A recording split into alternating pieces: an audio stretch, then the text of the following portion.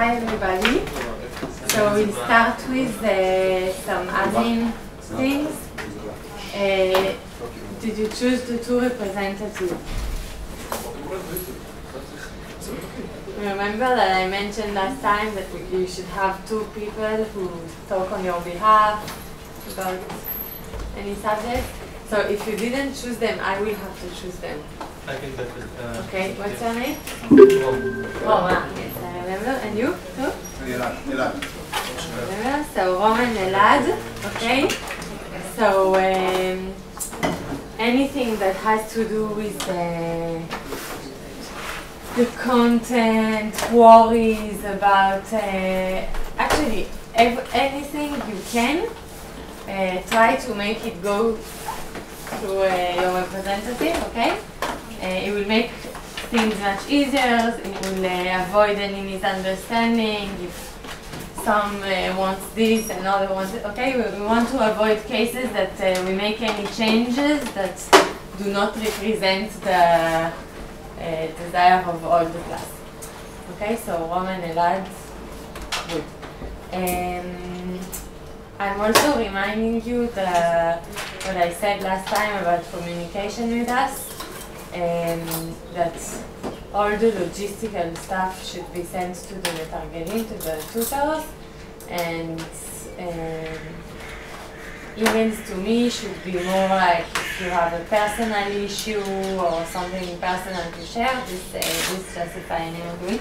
And it's not because I don't want to answer your very important logistical question. It's just that there are so many students in this course that it will be much better if we keep it tidy. Okay, so I'm just reminding you to keep it this way. We've updated the Moodle. We've updated dates of exams on the Moodle, but there is a change because I was contacted by the thermodynamic people. Some of you are in both the this lecture and the thermodynamic one, and on the day of the exam, which was supposed to be the 29th, there is also an exam in thermodynamics. So we are trying to avoid having two exams on the same day. Although, you know, in France, the bagruyot are 1 week. So one in the morning, one in the afternoon for 1 week. Just saying. But anyway, we make it easier for you, but not having two exams on the same day, okay? So the first exam will be on June 3, okay? First exam, June 3 from 9 to 10, okay? And this also brings me to another change. Next Wednesday, there will not be a lecture. The lecture will instead be on lecture number 3 will be on Monday from 8 to 10. Okay, both of these will be in room 301. And it will be recorded, okay? this one. Yeah, yes, 27. 27. Instead of Wednesday, okay? שלישי ביוני זה יום שני. נכון, זה השעות מחלקה. 9 עד 10. 8 עד 10. 9 עד 10 הבוחן. כל הבחנים, all the exams will be on the short מחלקה because it's such a short semester, we don't want it to take from the lecture's time. The first lesson is supposed to be longer, right? It's not a mistake. It's 1 hour. You're 8 to 10. No, this is lecture 3, will be 8 to 10. Ah, okay. We'll make a shorter break. It will be a bit shorter than on Wednesdays, but not that short. Okay?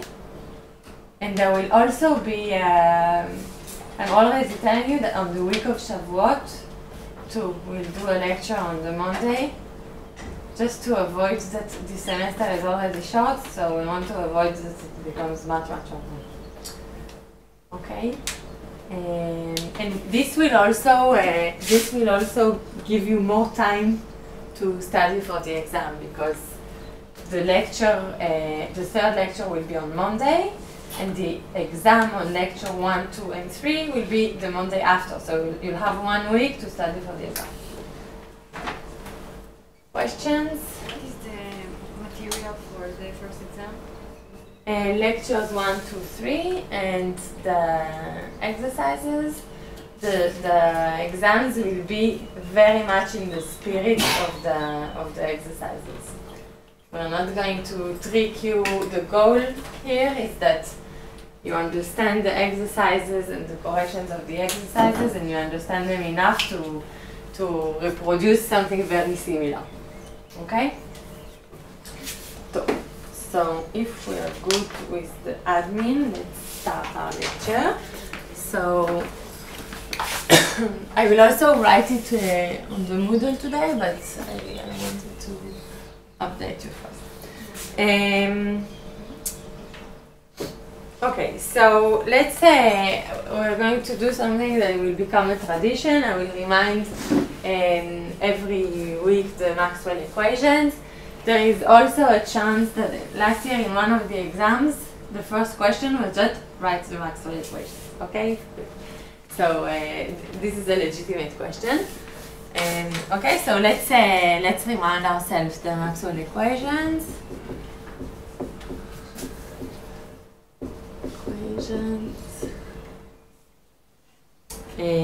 Okay, so you tell me. E. I'm listening.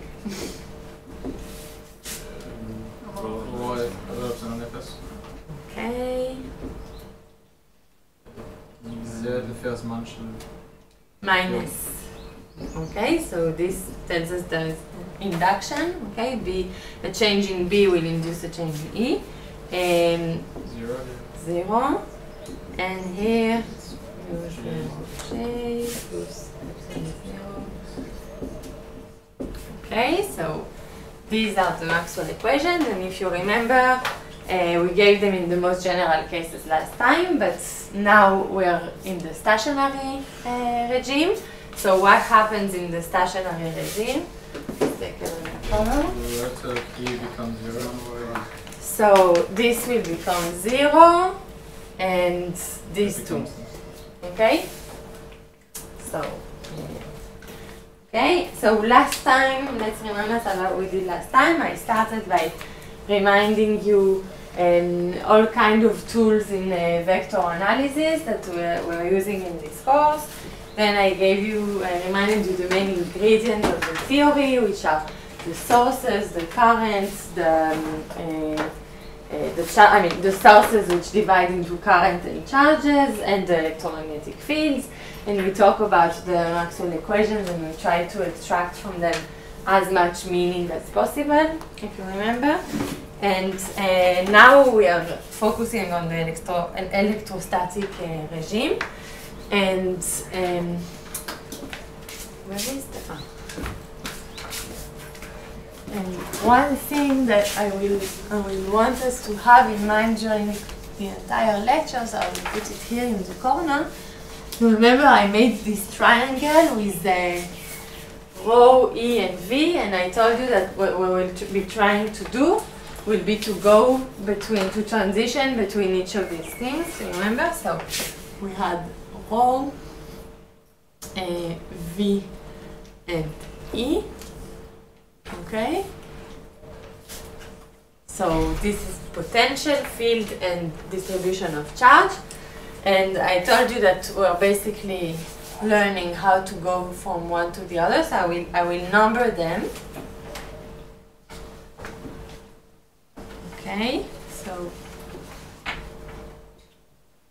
5, 6, and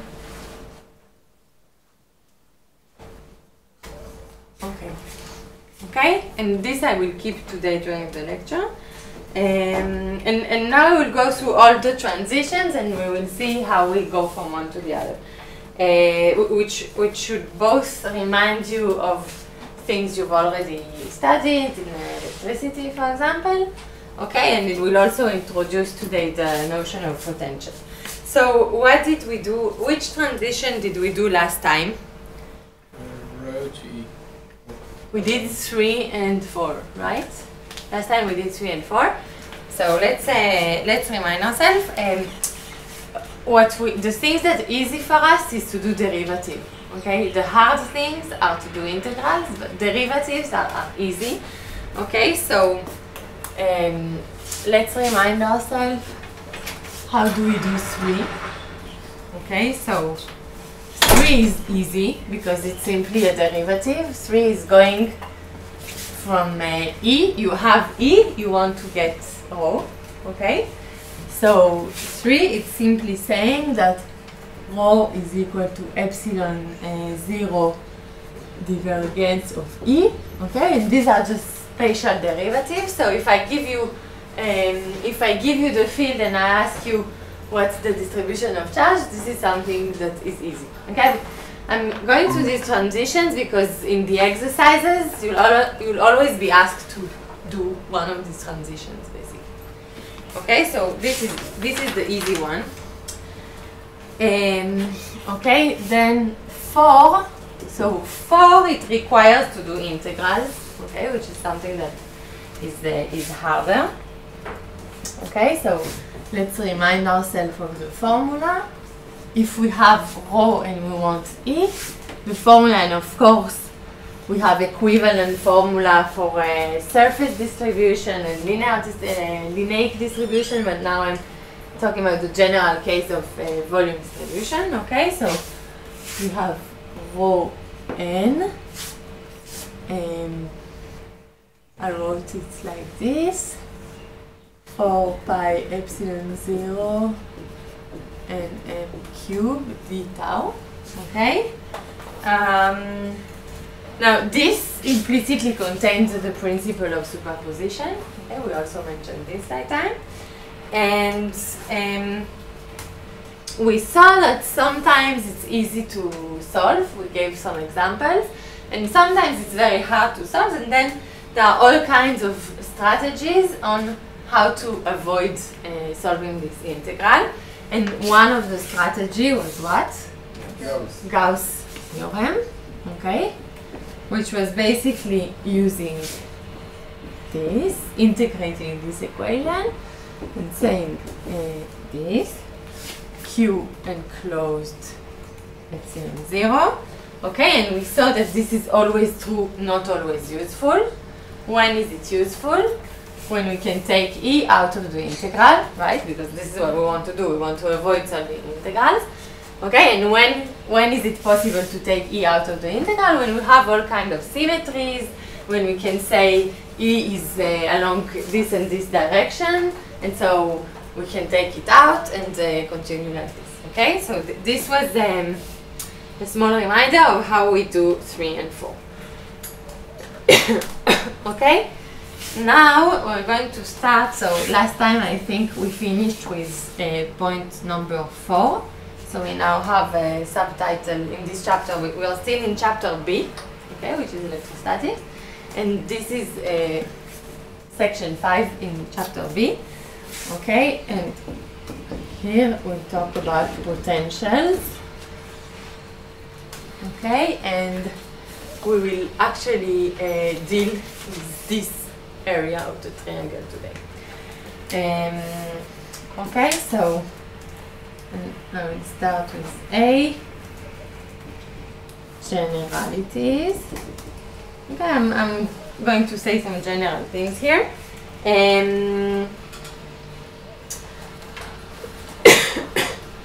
Okay, so we'll first focus on 1 and 2. Okay?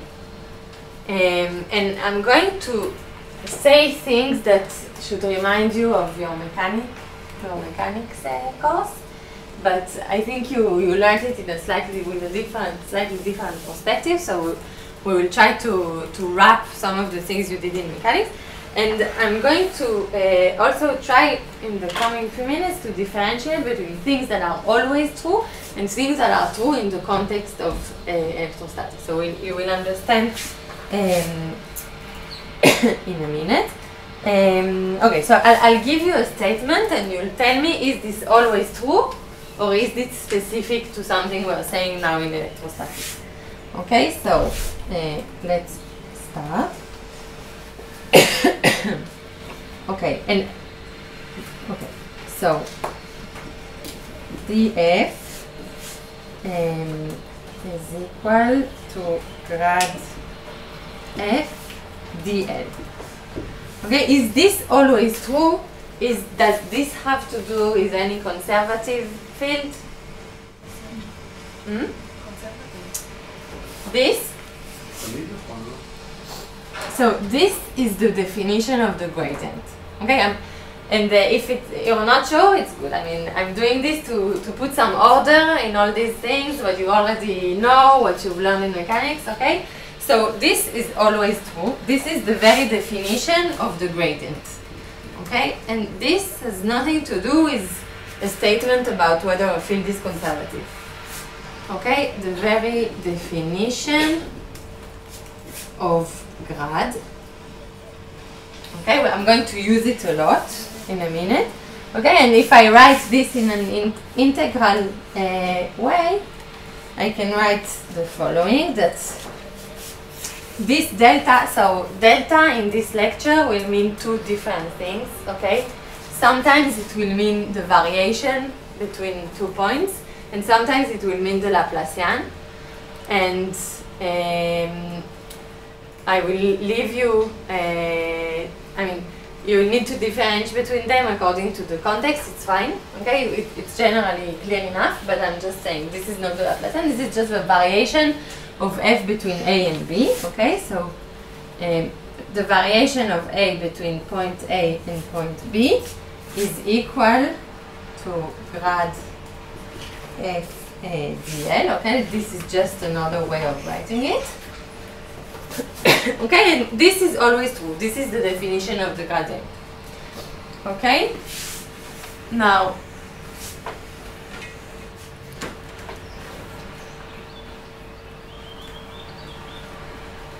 I'm going to write something that is not always true. Okay? So, if there exists a function g, okay, such that f is equal to grad of g, okay, then I can write that the variation of f between that the integral of f between a and b, f dl, the line integral, okay, is equal to what? To the variation. Okay, maybe I will differentiate between this and the Laplacian by putting this, okay?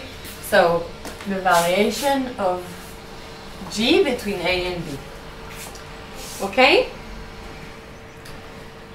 So if I can write a field, a vector field f, like the gradient of a scalar function g, okay, then it gives me a statement on the line integral of f. Okay? Just cos A? So, yes. Why is this true? Let's show it, okay? So,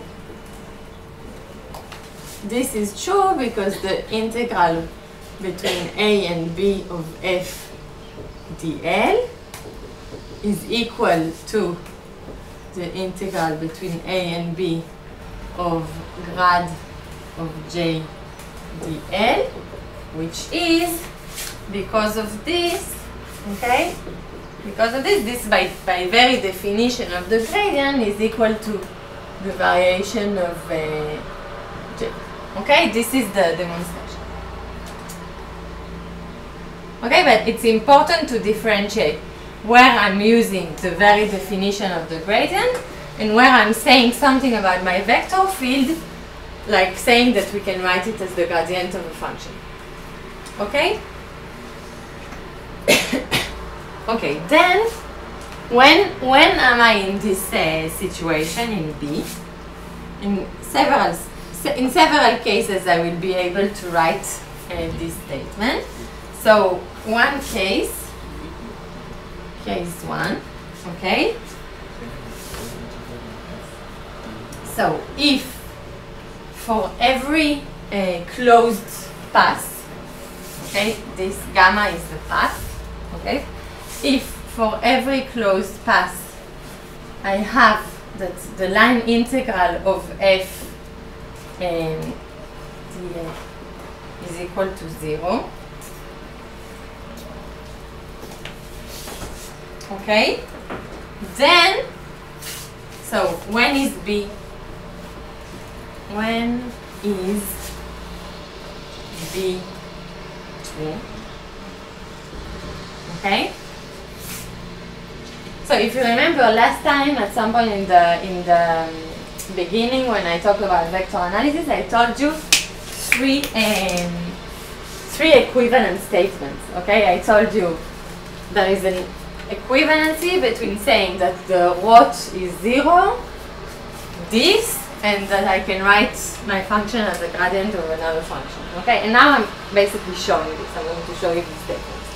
So, okay, so this is one case in which there exists a function g, okay, and I can write my vector field f like the gradient of this function. Okay, so let's show it.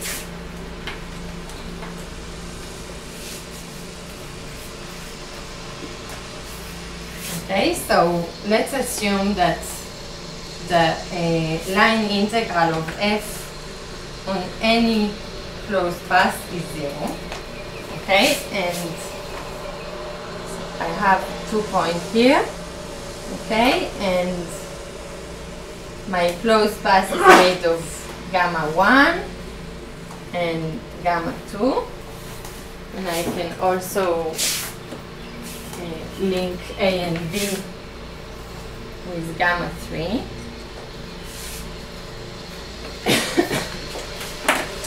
Okay, so if this is true, okay, I can decompose this closed path as gamma 1 and gamma 2 or gamma 1 and gamma 3, right?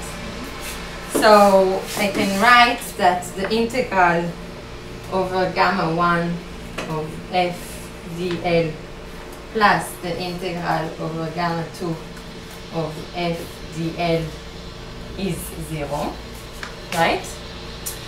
And I can also write it on gamma 1 and gamma 3.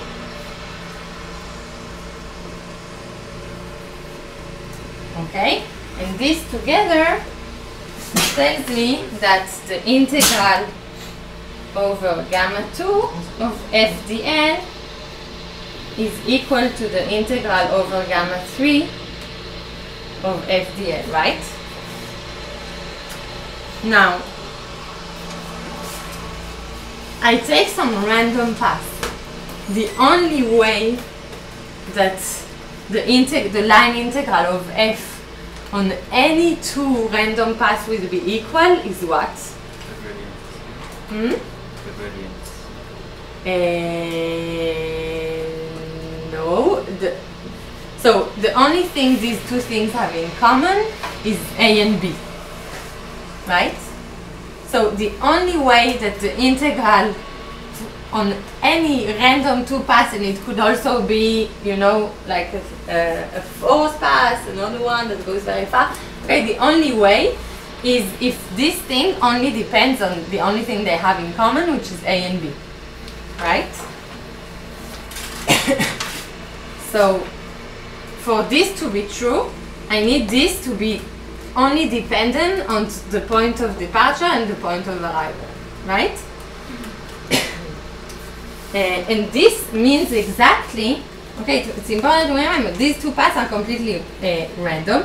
So this means that there exists a function g, okay, such that the integral between a and b of f dl is equal to jb minus ja, okay?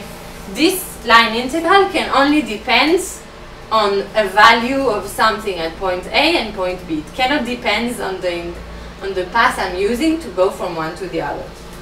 Okay, and if this is true, okay, this means exactly by definition of the gradient, okay, and this is why I made it clear where I'm using the definition of the gradient and where I'm using something else. This by definition of the gradient means that there exists J such that F is equal to grad of J. Okay, this is the using the definition of the gradient.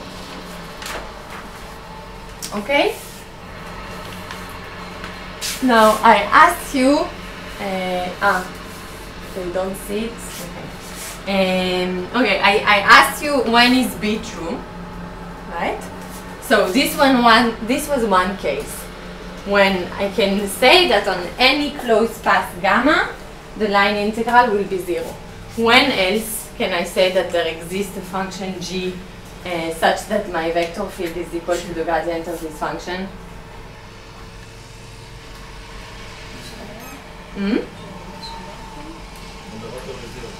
When the rot is 0, right? Okay, so case 2, okay, when on each point in the space, so for any m in the space, I can write that the rot of f is 0, okay? This also means B, okay, that there exists J such that f is equal to grad of G. And what's the demonstrations for this? This is just using the Stokes theorem, right? Because if I write the line integral of f dl, okay, it's equal, this is Stokes, it's equal to the surface integral through the surface, right, of rot f ds, right? And if this is 0, then this will be 0, and then I'm brought back to this case, which is equivalent to this case. Okay? Now, when you do it in mechanics, no one tells you that the rot of the gravitational field is 0, right? And the reason for this is just because chronologically in your degree, you hear about the Stokes theorem after you hear about mechanics. But now let's put it in context, okay? The rot of the gravitational field or any central field, right, is 0. And this should bring you back to the small drawing we made last time about the meaning of the rot. What does it mean when the rot of a field is non-zero? And remember I told you that the way to imagine this is by imagining a small wheel, right? And to ask if the field is describing the velocity of water, and we put some sand on the water, will this field make the wheel turn? You remember that we said this? Yes? Everybody is with me? You remember we did this drawing, and I asked you, is this, does this has rot 0 or rot non-zero? And we said, okay, let's imagine a small wheel here. Will the water make the wheel turn?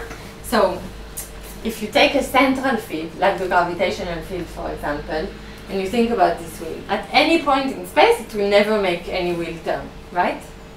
So, this is just to put things in context, that the rot of any central field, and specifically the gravitational field, is 0, okay? Okay, so if I summarize,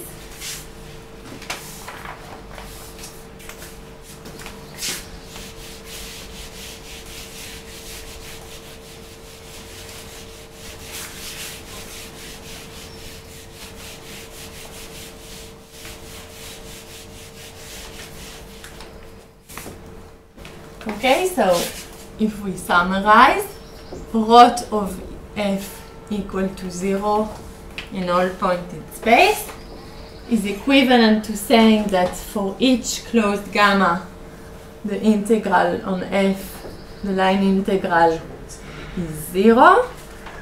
And it's equivalent to saying that there exists a function g such that f is equal to grad of j. Grad of j. Okay? And this is equivalent to saying that the line integral between a and b only depend on the variation of g, right? So jb minus ja. And this is the definition of the gradient.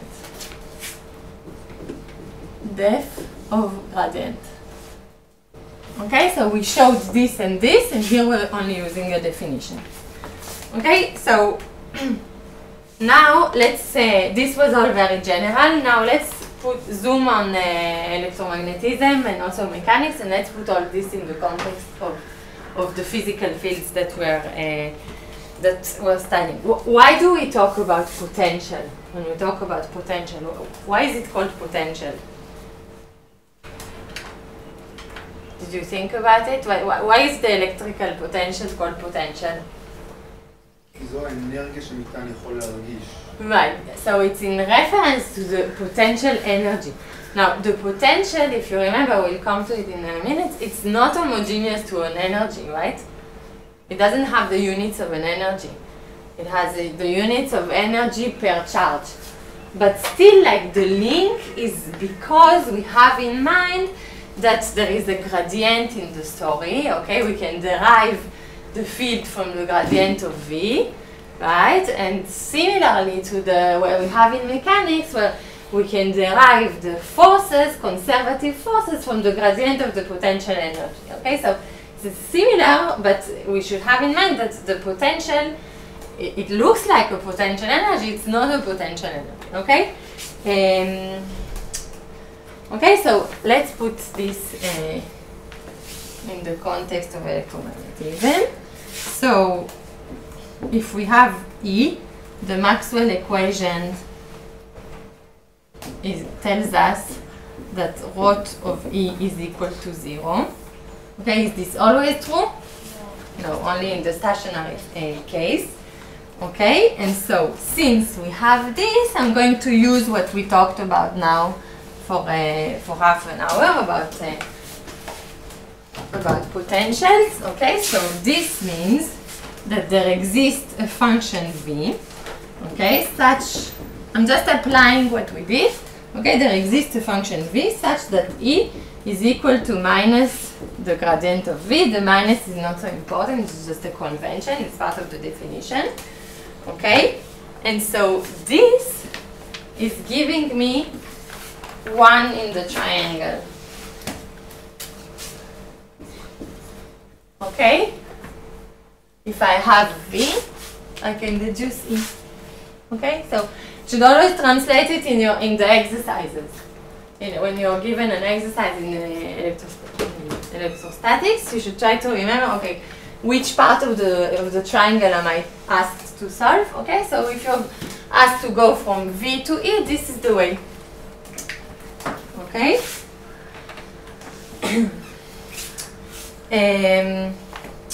And so, by definition of the gradient, the variation of E between A and B is equal to what? Minus delta V. Okay?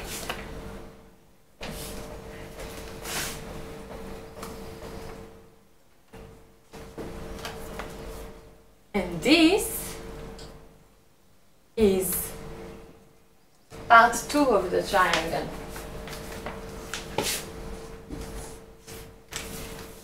Okay, if I know V, I can get E with the derivation. This is 1.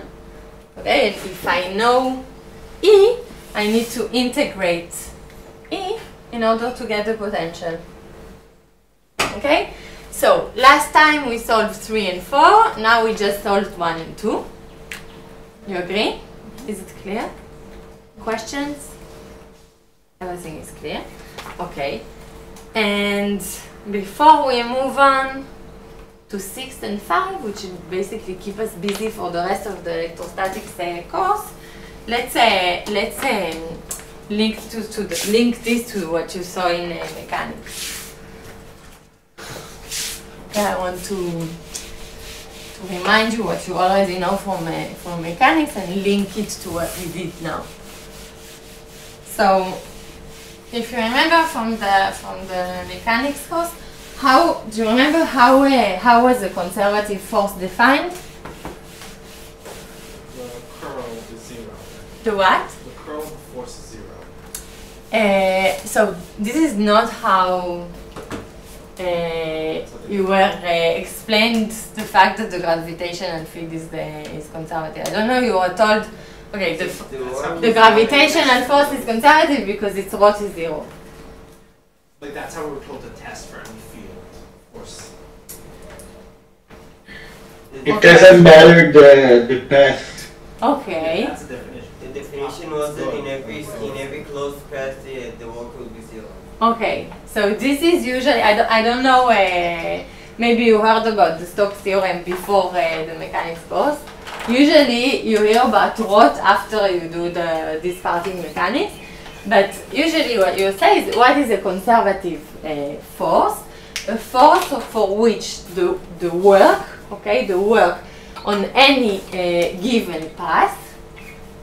There are two ways of saying it. Either the work on any closed path is 0, or the work on any given path between A and B only depends on what? Exactly, and this should very much remind you what we talked about in the very general case, right? So, link to mechanics.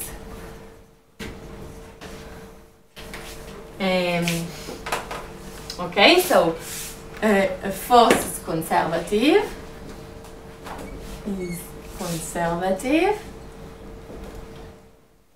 And if the work between A and B, which by definition, okay, you are given a definition of the work. What is the definition of the work? It's the line integral of the force, right?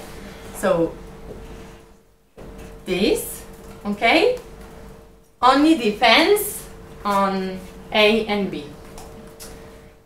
Okay, and this is equivalent to the fact, is his name Ariel? There is a, no, what's the name? What's your name? Ariel? No, you, yes. Itai, right, I remember.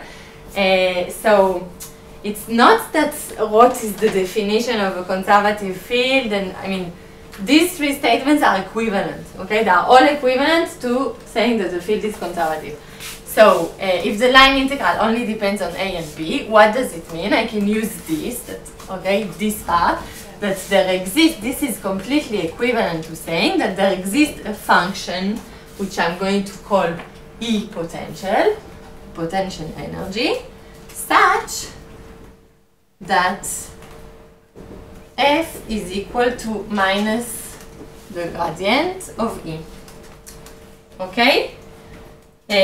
Now, if I take this and this plus the definition of the gradient, what do I get?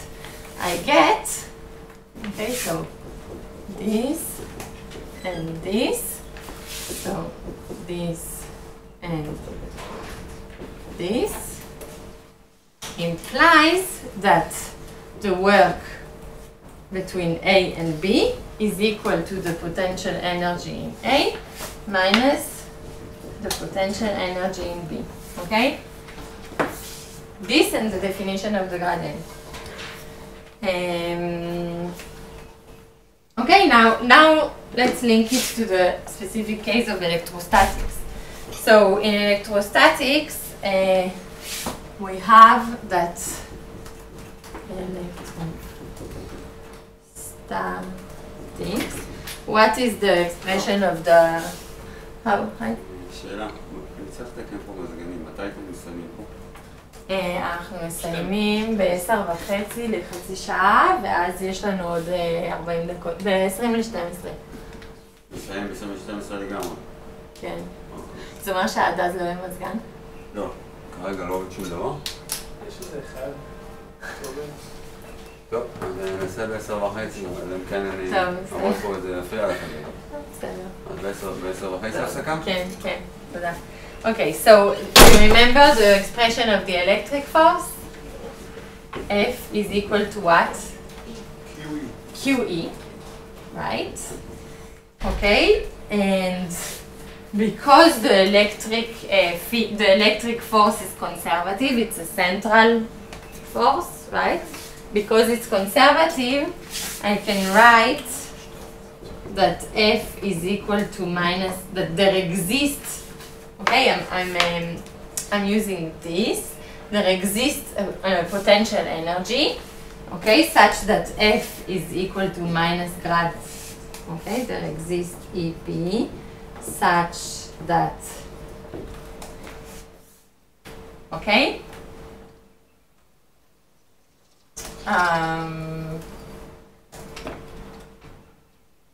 okay, but I also, so this is for mechanics, okay, this is not linked to what we said, but we also know that F is equal to minus Q grad of V, right?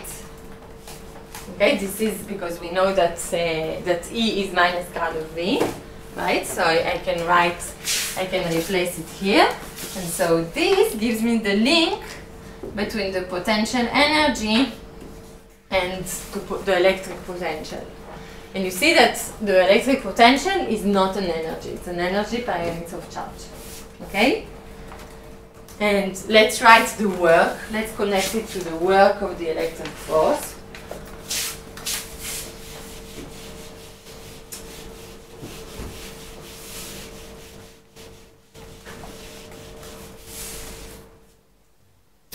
Okay, so the work that I need to give a charge as an external user to move it from point A to point B. Okay, the work that to move a charge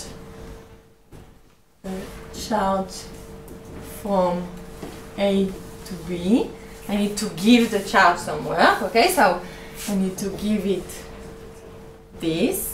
And this, by definition, is FDN minus, because it's the work that I give. Okay, so it's going to be equal to minus QE DL, okay, between A and B, which is going to be plus Q grad V DL between A and B. It's going to be QVB minus VA. Okay? So now we've connected what we've seen in terms of a vector field in discourse and what you've seen in terms of conservative forces in the mechanics course. Okay? So you should read it again, make sure that you understand where I'm using a general definition of the gradient, where I'm using a statement on any conservative field, on any conservative force, okay? Just to make sure that everything is in order. Okay, so the work we're giving as an external using is Q delta V. And this gives the connection between energy and potential. Okay, so we solved 1 and B. Now we'll focus on 6 and 5. But so let's just summarize this. So 1 is given by what? By E is minus grad V. 2 is given by delta V is equal to E. Okay. 3 is this. And 4 is this big integral, which we don't like solving. Rho m n m d tau to epsilon 0 n m, or Gauss. Okay? This gives you a recipe for exercises. Now let's focus on 5 and 6.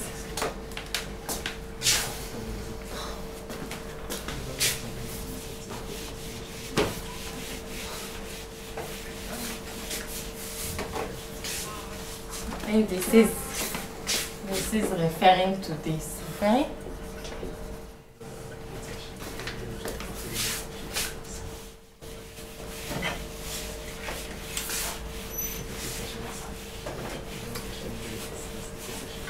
So A was so we're still in the potential section.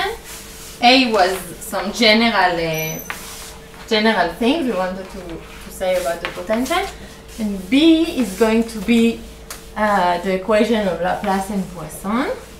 And some would say that electrostatics is about solving these two equations. Okay. So subsection B, the equations of Laplace and Poisson.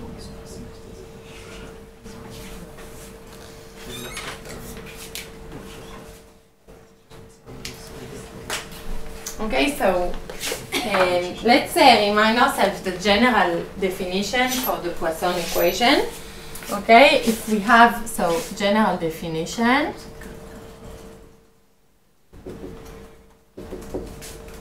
If we have two functions, let's call them f and g. If f and g verify that for every point in space, Laplacian of f plus j, this is the Laplacian, okay? It's not the delta I wrote before.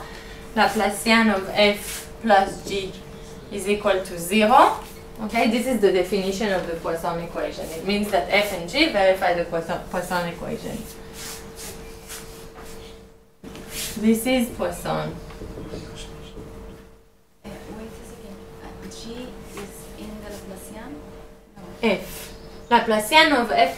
If I ask you what's the definition of the Poisson equation, so the answer is two functions f and g verify the Poisson equation if Laplacian f plus g is equal to 0.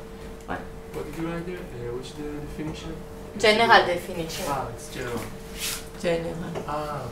Okay? This is just, okay, regardless of electrostatics, what's the Poisson definition? It comes back in many places in physics. This is the definition of the Poisson equation. And Laplace, what's the Laplace equation? Laplace, if for every point in space Laplacian of f equals 0, then f verifies the Laplace equation. Okay? So now let's generate a Poisson equation for our case. So we're going to use the Maxwell equation. Right? So divergence of E is equal to epsilon 0, divergence of E is equal to rho. Right? And E is equal to minus grad V. Right? And so if I put this in this, I get that minus div of grad V is equal to rho.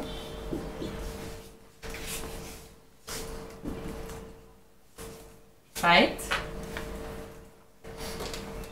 And this, what is divergence of grad? This is the very definition of the Laplacian, right? So Laplacian of V plus rho divided by epsilon 0 is equal to 0. Okay, so and if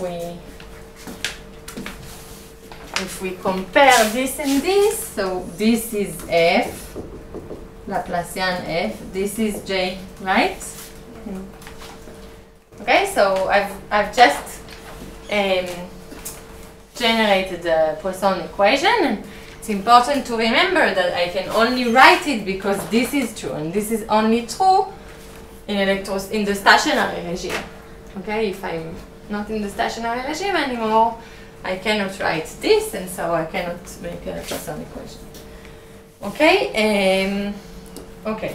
So several general remarks here. I'm going to ask you somehow a philosophical question now, because we're we're repeating many things that you already studied in a very formal way, and the goal here is to make you think also about things that you already studied. So I'm going to ask you a general question. How is it possible that we're replacing the description of a vector? Okay, what I'm trying to do by doing 5 and 6 is basically, instead of solving things in terms of the field of E, okay, I'm trying to solve them in terms of the potential of V. But how is it possible that I'm replacing the description of a field, of a vector field, with the description of a scalar function without losing any information? Why is it possible that I can do such a thing? Because the scalar function, we can look about the changes of the scalar function. That's how we get the rest. Like a mountain.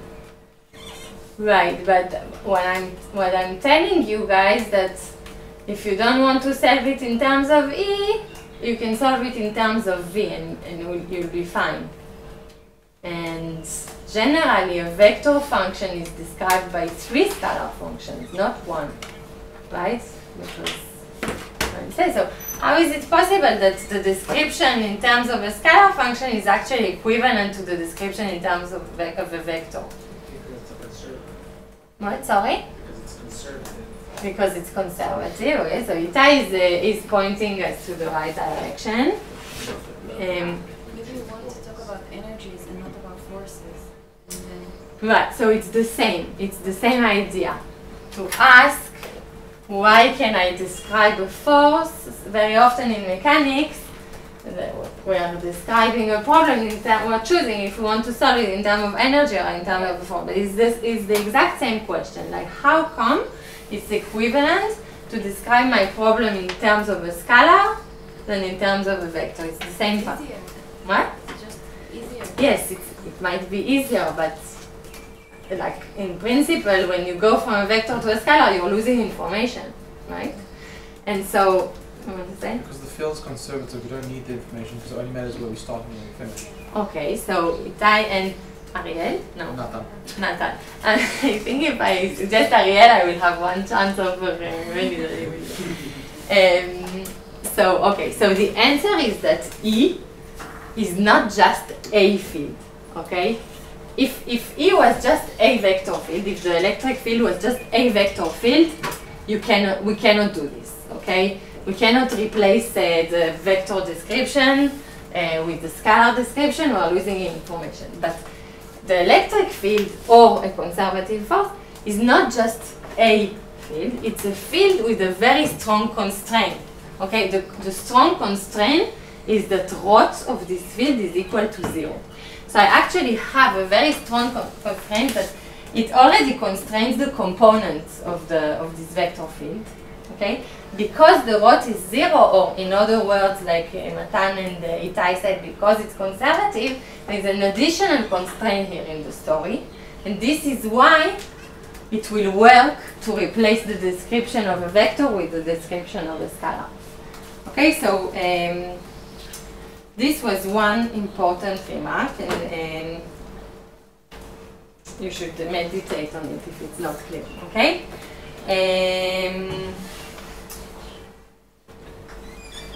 Okay, the answer is that its components are not independent. They are already constrained by the fact that the field is conservative. Okay, second remark, very important remark. We will do it all the time in exercises.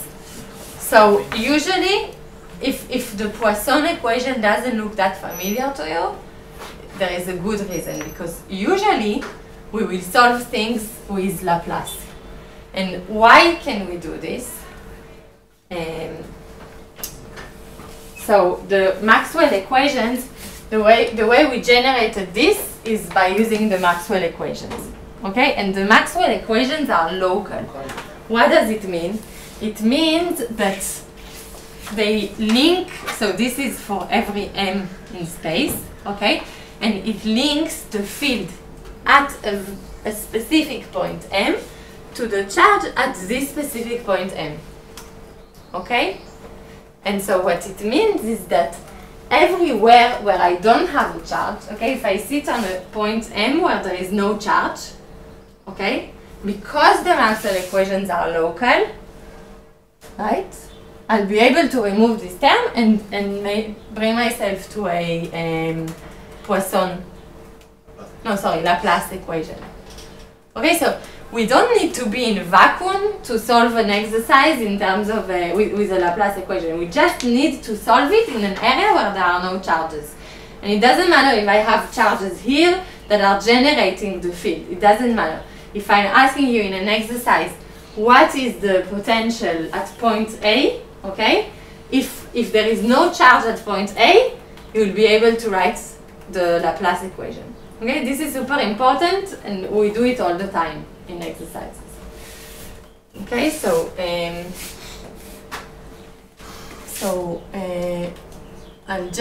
I will not write these remarks in details. Just I will write a few words to help. So we can replace a vector description by a scalar description just because rot of E is equal 0. This is an additional constraint linking the components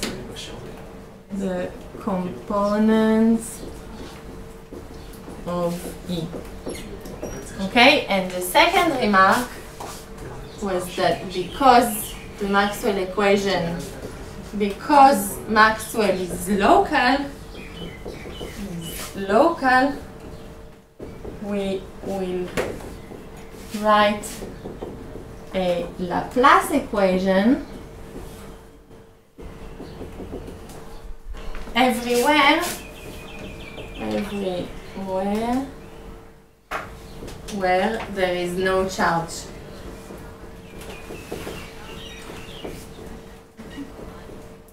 But we don't need the exercise to be complete vacuum in order to write a Laplace equation. Okay. Okay. Now C will be the solving Poisson and Laplace.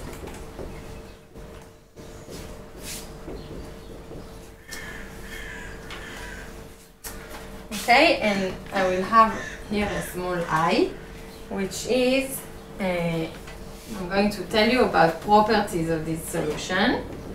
Properties of the solutions. And here I'm not going to demonstrate everything because we don't have time. I'm going to try to give you mostly intuitions about the solutions of the Laplace equation. Okay? So there are two properties which we'll be using mostly.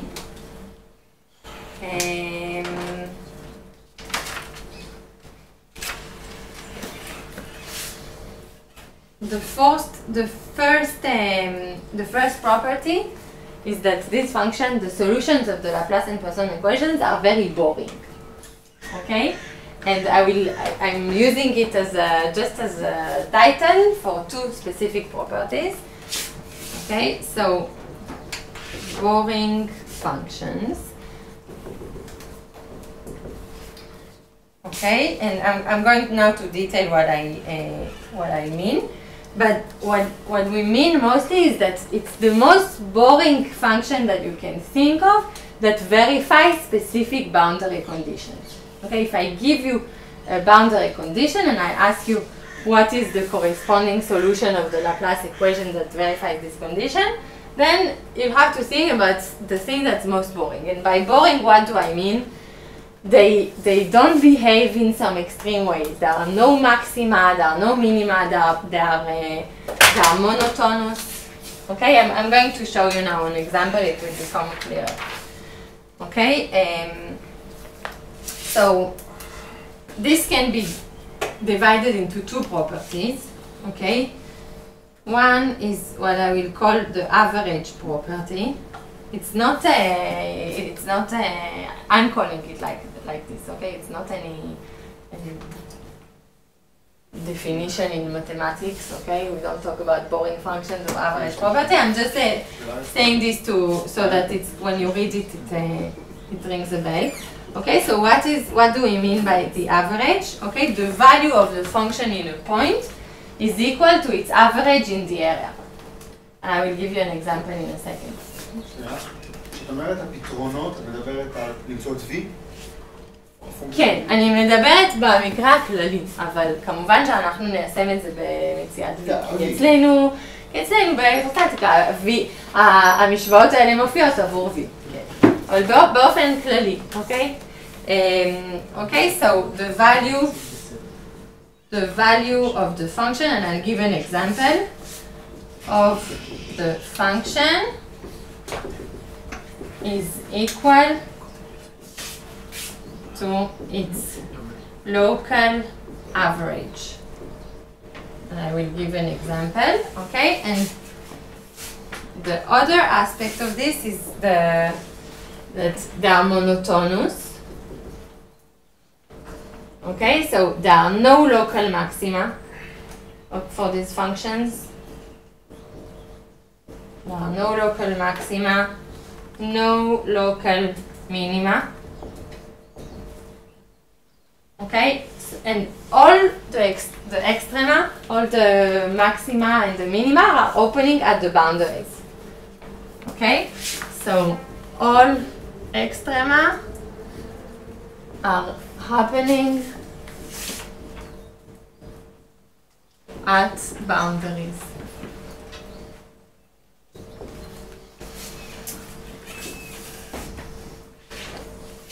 Okay, so let's give an example. I'll give you an example in 1D because it's easier. So in 1D, my classical Laplace equation is the following. Okay, and what's the solution of this?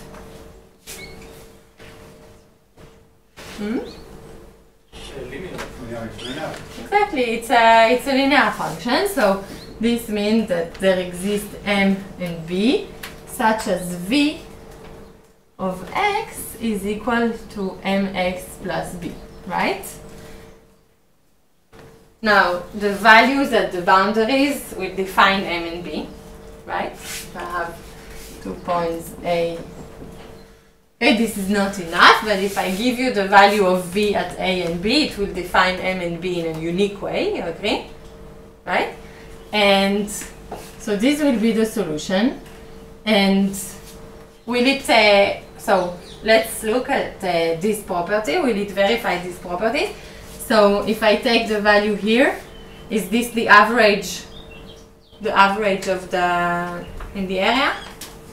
Yes, right? If you write the average between this and this, and you take it in the middle, it's the average, okay? And is it monotonous? Yes, it is. There is no local maximum, no local minimum. The extrema are happening, the minimum is at this boundary, the maximum is at this boundary, okay? So this is to illustrate what I mean here. Okay, now in 2D, it's a bit harder to... So in 2D, I'm not going to prove it, I'm just going to tell you that it's work. Okay, so if I have...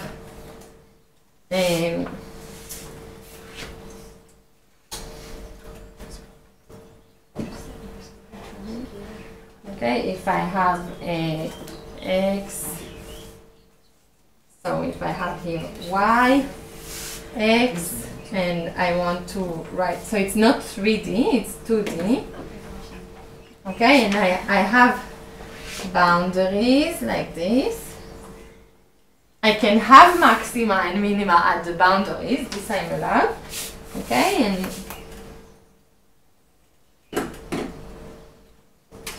okay, so now I'm telling this to you, I'm not demonstrating it, but if I okay, so the analogy that we give is that for given boundaries, the solution is given by the surface. How do you say nylon? It's mud in English. Ceramics. What? Cerama, okay. So the solution, if I give you boundaries, so you can imagine a box where I've cut the things that with the shape of the boundaries, and I'm asking you, okay, what's the solution? What's the solution of the Laplace equations for this boundary condition? What's the function that is also a solution of the Laplace equation? And the best description is this wrap that you put on the boundaries. Okay, you stretch it, so there are no local maxima. It's stretched. All the maxima and the minima are happening at the boundaries. There are no אין שקעים, אין הרים. Okay, it's just the most straightforward function that links between all boundaries. This is the solution of the Laplace equation. Okay? And these functions, what are their names? What are the? I've talked about solution of Laplace equation. What are the names of these functions? These very boring and monotonous functions that verify the Laplace equation. What are they called? You heard it before. Okay, they are called harmonic functions, and not to be confused with cosinus and sinus. Okay, cosine and sinus were introduced in the context of harmonic oscillators, but they are not harmonic functions in this sense. Okay, cos and sine, they don't verify this. They are not solution of the Laplace equations.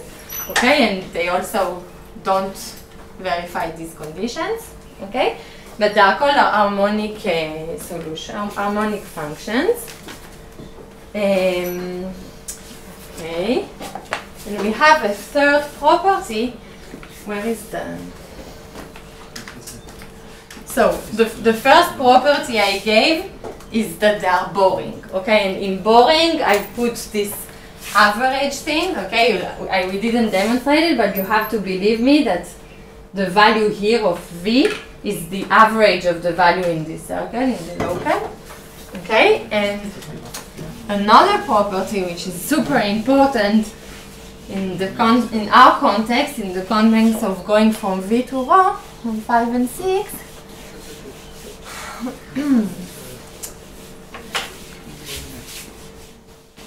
So what is the second super important properties of harmonic functions? Unicity. Okay? And what is this telling us? So the solution of the Laplace equation in some volume,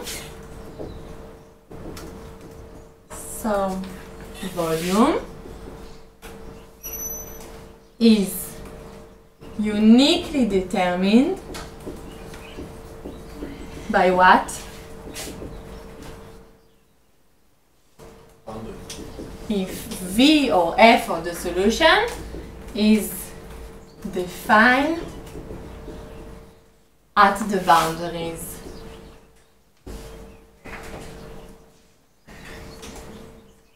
Okay? So, if I have defined V at the boundaries, there is only one solution. V is uniquely determined. Okay, and for Poisson, it's going to be the same. So the solution of the Poisson equation in some volume is uniquely determined. Okay, if rho through the volume is determined, the volume is defined, and V is specified at the boundary. Specified at the boundaries. Okay, now, why is it so important, this unicity property? Because it gives us a way to solve these equations.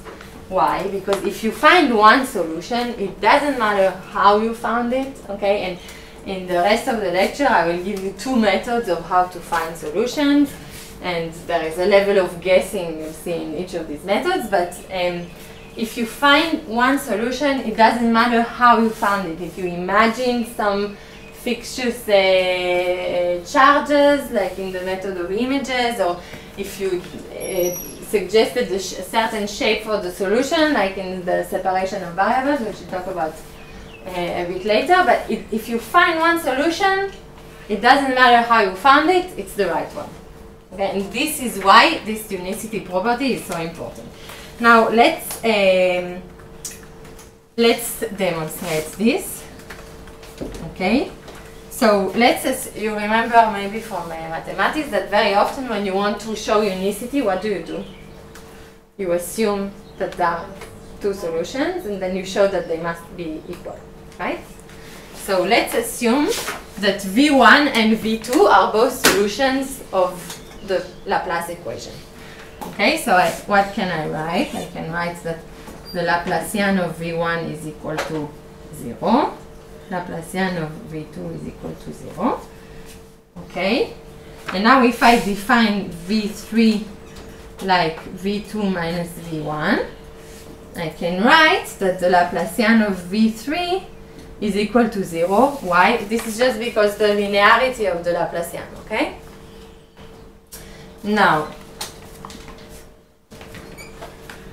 V1 and V2 are both defined as boundaries, and are they equal at the boundaries? Yes, because what I want to show is that the unicity holds if the boundary conditions are determined, right? So V1 and V2 both verify the same boundary conditions at the boundaries, okay? Which means that at the boundaries, V1 is equal to V2, right? Okay, so at the boundaries, V3 is equal to 0, right? And this is where what I told you about the monotonous and boring behavior is going to help us show the unicity. Because if V3 is 0 at the boundaries, and I told you that there is no holes and no mountain, okay, it's monotonous, the extrema are happening at the boundaries, what does it mean? Yes. If there are no local maxima and no local minima, and V3 is 0 at the boundaries, then V3 can only be 0 everywhere. You agree? Okay, so, and because it's monotonous, and this is why it was important for me to establish this monotonous property, because we're using it to demonstrate unicity. V3 is equal everywhere. Okay, so we've shown that if I have 2 solutions, V1 and V2, that verify the Laplace equation and some common boundary condition, then they can only be equal everywhere. Okay? We've shown a unicity.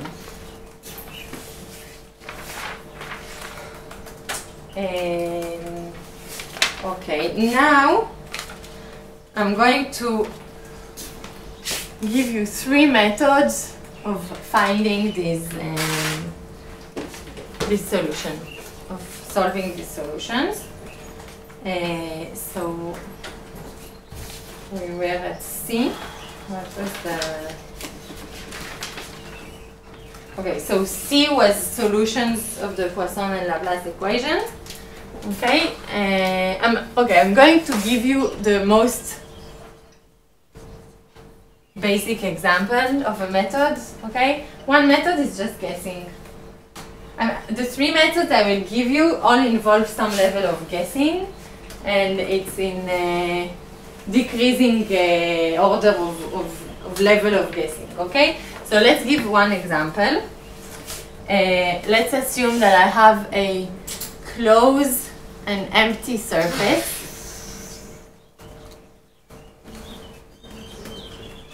Okay, so it can be an empty sphere, it can be an empty potato. Okay, I have a surface which is closed and it's empty. Okay, and it's conducting.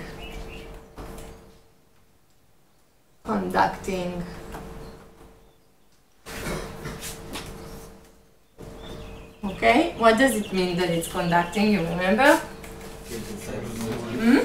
Inside the zero. That's not the meaning of conducting. This is maybe a consequence. Right. The definition. What's your name? You. No, you. Elad, right? Inon. Okay.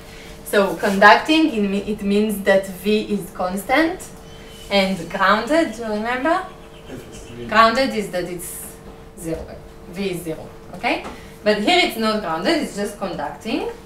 Okay, so it's equal to V0. Okay, now let's show that the solution, and I'm asking you, what's the potential inside this empty potato of conducting material? Okay, let's show that inside V will also be equal to 0. Okay, so let's show that. Okay, the question is V inside the surface. What is V inside the surface? Let's show that V equal to V0 is the only solution. Okay, and how will we show it? We will show that it's a solution. And if it's a solution, since the solutions are unique for a given boundary condition, it's also the one and only solution. Okay? So, does it verify the de Laplace equation? Do I have delta V equals 0? Laplace V equals 0? Yes. Because it's constant. And does it verify the boundary conditions?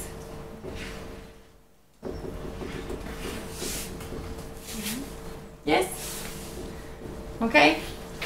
Then V equal to V0 is a solution. Okay? And because of unicity, it's the solution. Now, it's very simple, but of course in exercises it will get more and more complicated, but this is the basic principle of many of the exercises. If you guessed one solution, it's the only solution. Okay? אמרתי ש-V שווה, ניחשתי. אמרתי, בואו ננסה את let's try the easiest solution. Okay? Now, does it work? Does it verify the equation? It does. Does it verify the boundary condition? It does. Then I'm done. Because a solution is unique if it verifies the boundary condition. כי V0 מוגדר על השפה ולכן כאילו חייבים. זה ה-boundary condition שלי, ש-V על השפה שווה ל-V0. Okay? Okay, so now I will give you an example of the method of image. So this is D. So this was total guessing, right? Now we'll do still some guessing, but a little bit less guessing. Images, okay? And here again, the idea, I think you did it already in electricity, so these are reminders. The idea here is that it doesn't matter how you found the solution. If you found one, it's the only one. Okay?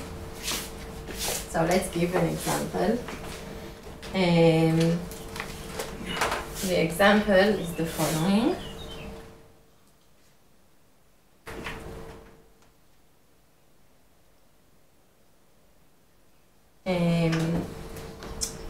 I have a charge Q, which is located at a distance d of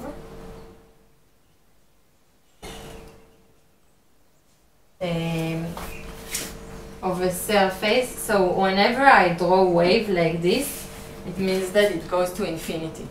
Okay, so my surface goes to infinity in x and y. It's an infinite surface.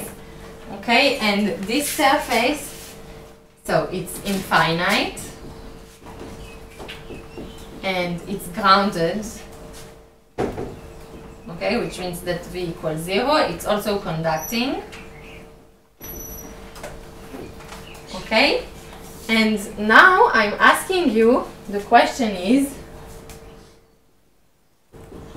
what is the potential V in the area where C is positive? Okay, so above the surface. Now, both here, why was I allowed to use Laplace? After all, I have a surface with charges. Why was I allowed to use Laplace? Because there is no charge. Because it's empty, because I'm asking about the potential inside the potato, and because of the second remark we made, that because things are local, I'm allowed to think of it in terms of the Laplace equation as long as I don't have charges in the area where I'm asking the question. So here it's the same, okay? Because I'm asking you about the potential above the surface, it doesn't matter that I have a surface here, I will be allowed to solve it with Laplace, okay? Now, why isn't it just... You're not allowed to use Laplace now. No, but if I will find a solution to the Laplace equation that verifies the boundary condition, it will answer this question. I don't have to use Poisson. This is what I mean, okay? נכון, אבל זה בדיוק המשמעות של ההערה השנייה שנתתי. So Elad is asking, but why? But we have some, this is the reason I gave remark number 2, because I know it's confusing, okay? So we're getting the Poisson and the Laplace equations by doing some manipulations on the Maxwell equations, okay? No, but Elad is asking, why will I be allowed to think of it in terms of the Laplace equations? There are some charges here in the problem. The answer is this, that I derived the Laplace equation from the Maxwell equations. And the Maxwell equations are linking between this and this at a specific point. So if I'm located in an area of space where there are no charges, it doesn't matter that there are charges somewhere else, okay? I will be able to derive the Laplace equation. זאת אומרת שבנקודה Z אין מטען, ולכן אני יכול... ב-Z גדול מ-0, סטריקטלי, אוקיי? אין מטענים, ולכן אני יכולה לפתור את זה עם לפלס ולא פואסון, בסדר? אוקיי, so this is the question. גדול מ-D, לא? לא. מה זאת אומרת גדול מ-D? כאילו, שונה מ-Q, בסדר? כאילו, לא יושבים על Q. Everywhere, but not on the chart. Now, why is it not just the Coulomb? I mean, after all, there is one charge here. So maybe the potential is just given by Q over 4 pi, right? But it's not, because this charge is influenced. So if this is negative, it will create some positive charges here, which will in turn influence the field, right? So because I have some charges here, I cannot just ignore them, right? So let's solve it in 3 minutes. It's also, זה מטעני דמות, okay? This is what you learned as מטעני דמות. So we'll do it quickly. I know you did it already.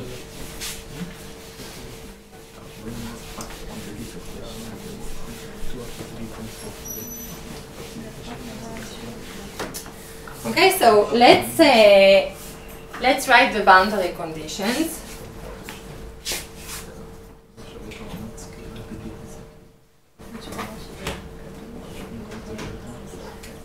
Okay, so the boundary conditions are that v at z equals 0 is what?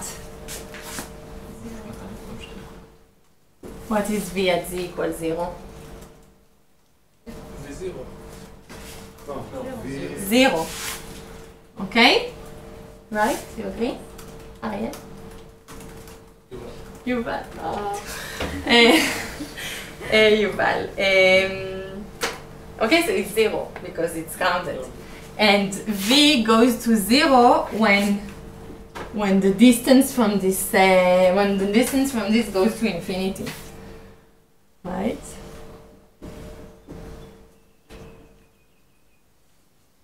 Okay, when I get very far from both Q and this charged surface, the potentials go to 0.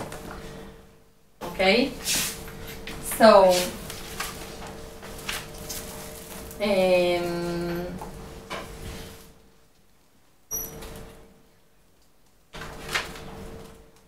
okay, so the solution. When using the method of images, what are we doing? I didn't like this method as a student because of the guessing component, okay? It's really shitat matzliach, right? But this is a legitimate method, okay? So let's put ourselves in another situation. So an imaginary situation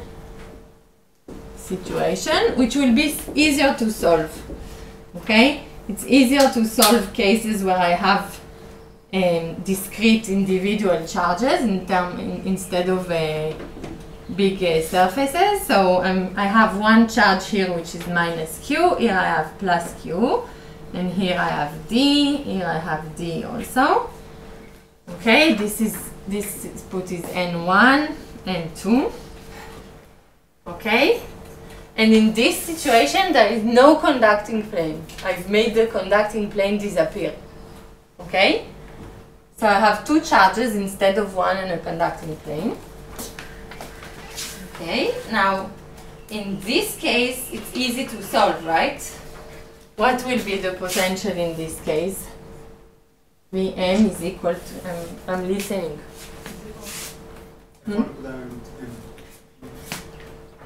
בכל נקודה M, כמובן ב-Z גדול מ-0. בדיוק. So, רבקה? Yes. רבקה is telling us, so superposition, so Q over what? 4 pi epsilon N1 M, right? Minus, I have two charges, so this is plus Q, minus Q, 4 pi epsilon 0, and 2M, right? You agree? Should agree. Okay, now let's write N1M. What is it equal to? So N1M is equal to x squared plus y squared plus z minus d squared. And N2M is equal to x squared plus y squared plus z plus d squared. Okay, so if I'm putting this in this, okay, I'm getting the following solution: 4 pi epsilon 0 q over x squared plus y squared plus z minus d squared minus q x squared plus y squared plus z plus d squared. Okay, this is a solution. Okay, let's check is this solution verifying this boundary condition. Is v at z equals 0, 0?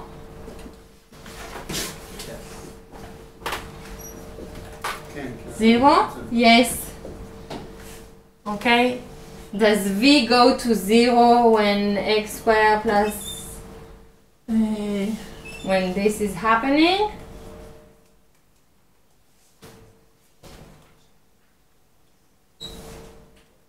Yes. Yes? Yes.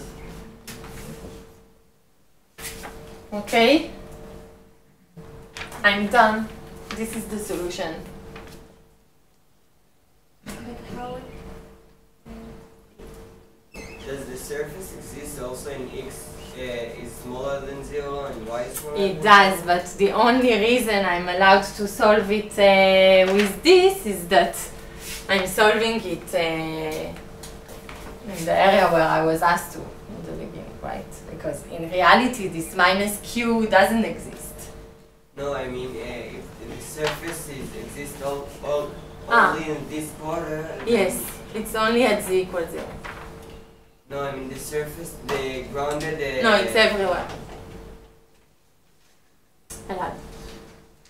כאילו, אני זוכר גם אפילו כשלמדנו לפני שנתיים משנה וחשמל, למדנו התחיל חלק בעולם לשנה, אז הוא גם השדה תמונות, זו שיטה שכאילו צריך כאילו לנחש דברים.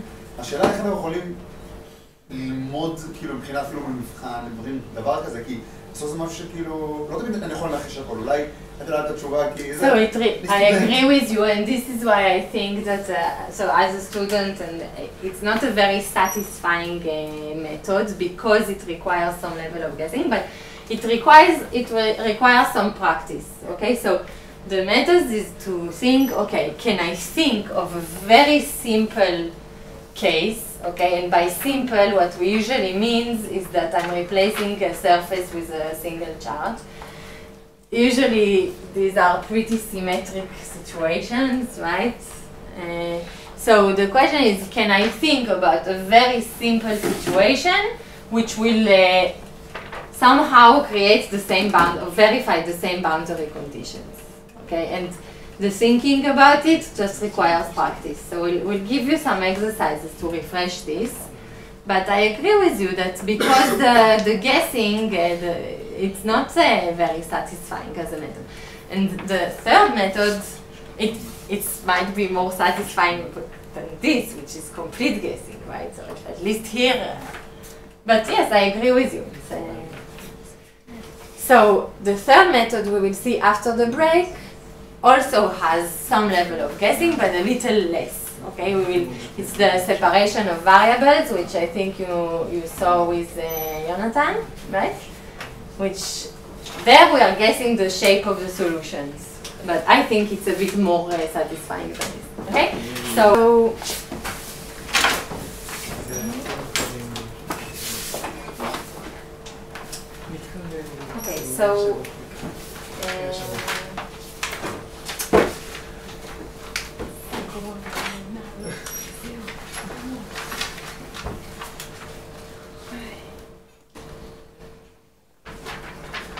So if I go back to my this triangle and the way that I'm solving each of the transitions, okay. I'm reminding you that we are focusing now on 5 and 6, right? So 5.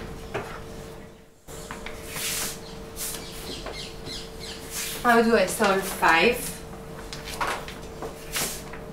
I write that rho is equal to minus epsilon second derivative of v. Do you agree?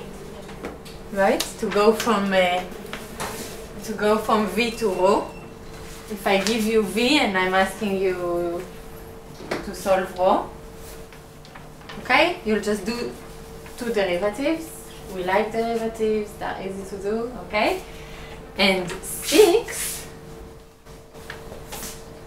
is what requires me to solve Laplace and Poisson. Okay? So if I summarize the added value of transitioning through the potential, okay, why is it useful? It's replacing the problem of solving integrals with the problem of solving the Laplace or Poisson equation. Which one is easier? Usually solving the Laplace equation will be easier. Okay? But this is, in essence, what it's doing, the fact that we go to the potential.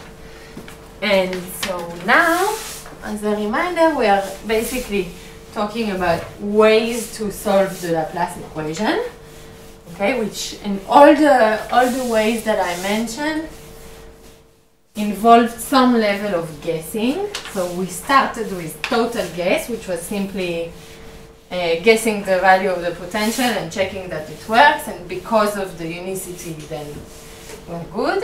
Then we went to the method of image, which still requires a bit of quite some level of guessing. We're imagining the similar situations with the same boundary condition. It works, we won. And now we are going to use the heavy artillery, okay?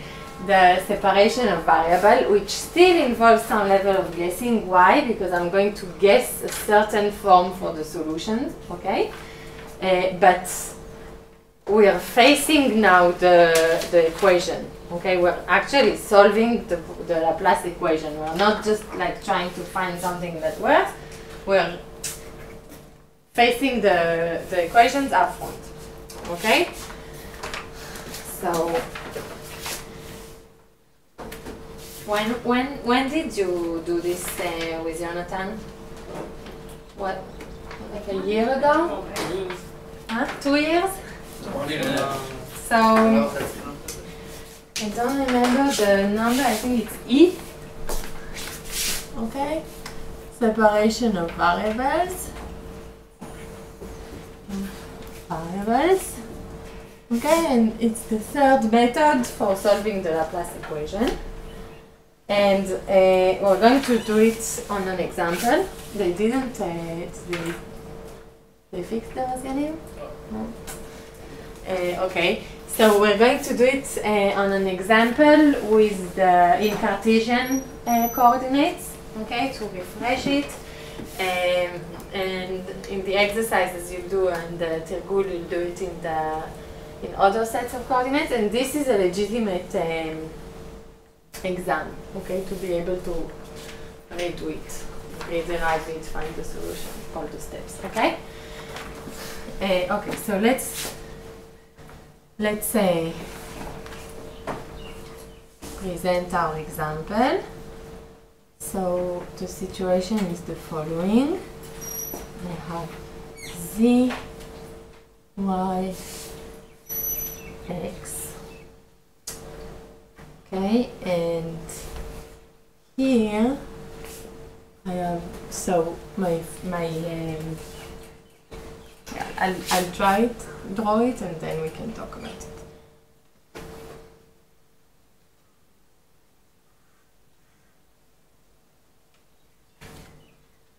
Okay, so remember when I do these wavy shapes, it means that it's infinite.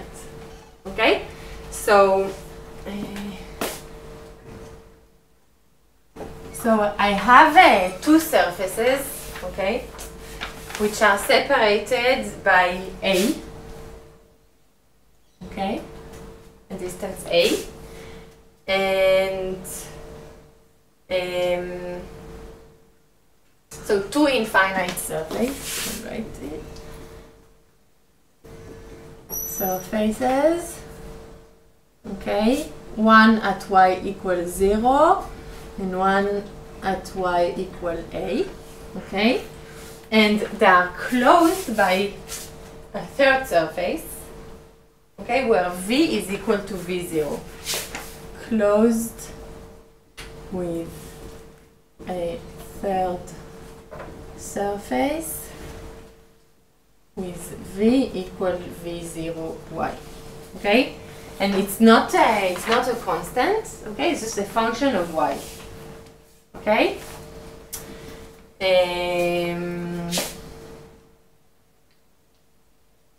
Okay, and these two surfaces are grounded.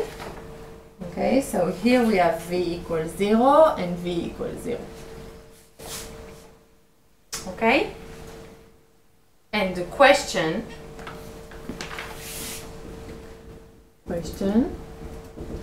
what is the potential potential V between the plates. Okay? Now, can I use Laplace? Shall I use Poisson? לא להשתמש בלפלס, כי באמצע אין לך קטנים את לפלס. Exactly. Okay, so Elad is Dana. We're allowed to use Laplace. Why? Because in the place where I'm asking about the potential, there are no charges, and the Maxwell equations are locals, etc. Okay? So I'm allowed to use the Laplace equation.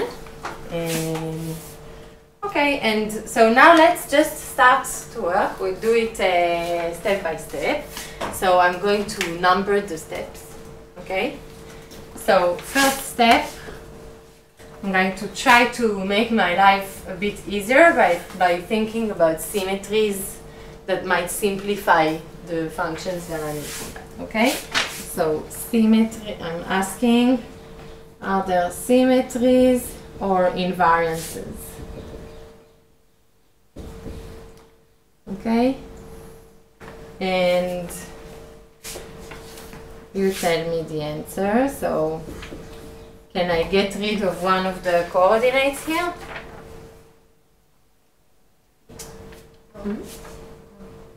ציר Z. Right. On the z-axis, so my problem is invariant via translation along the z-axis. Does everybody see it? Yes? Okay, so what changes is if I move in y, but in the z-axis, and also obviously in x, okay? But along the z-axis, there are no changes, so I can get rid of, okay? And here the underlying argument is that my potentials, my fields, have the same invariances or symmetries than the charges. Okay, so if the charges are invariant by translation, then I can say the same about potentials and fields. Okay, so now let's write the equation that we want to solve. Okay, so I can use the Laplace equation. So how do I write the Laplacian of V? d2 of V over dx2 plus d2 of V over dy2 is equal to 0, right? This is the equation I will want to solve, okay? Okay, now let's write my boundary conditions.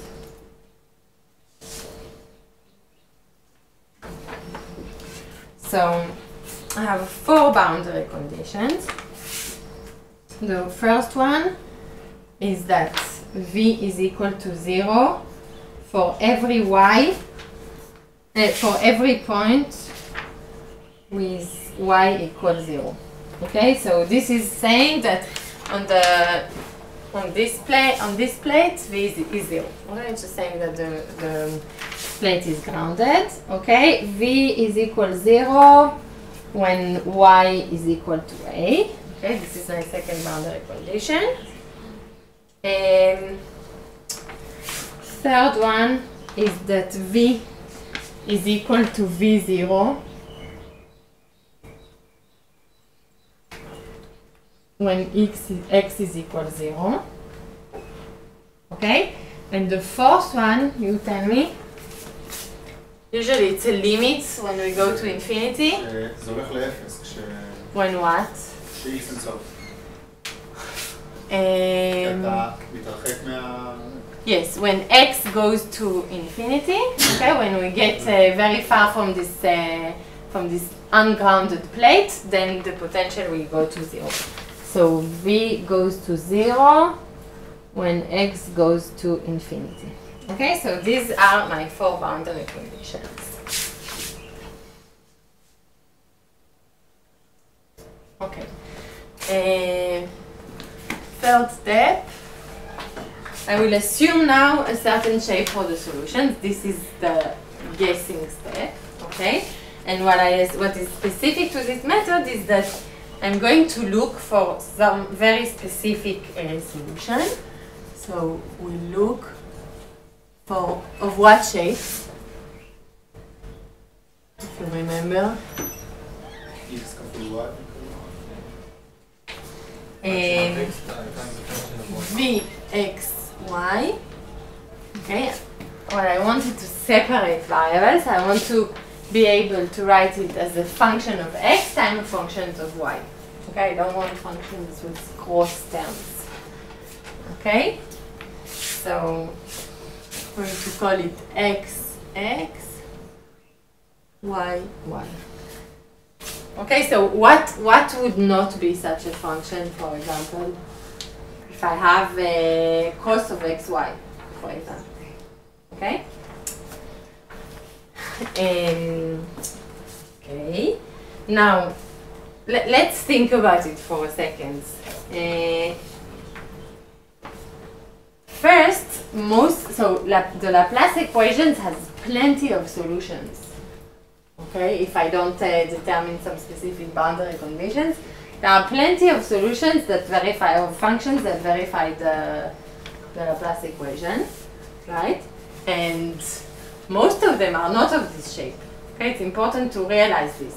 Most solutions of Laplace and Poisson are not of this shape. This is one thing. And second, assuming we find a solution of this shape, what will tell us that it will verify these specific boundary conditions, right? So I just want you to feel the level of, we are doing a leap here, which it's fine to do because I'm telling you that we can do it and it will work, etc. But it's not it's not intuitive at all. The people who thought about this, it's a leap, it's a risk, right? Because A, most solutions are not of this shape, and B, if we find a solution of this shape, it's not obvious at all that it will just happen to verify these very specific boundary conditions. Okay? Good. Now, it just happens that the solutions that we will find are general enough and of a shape that will allow us to make this leap. Okay? Okay, so now let's inject these to this and start to work. Okay?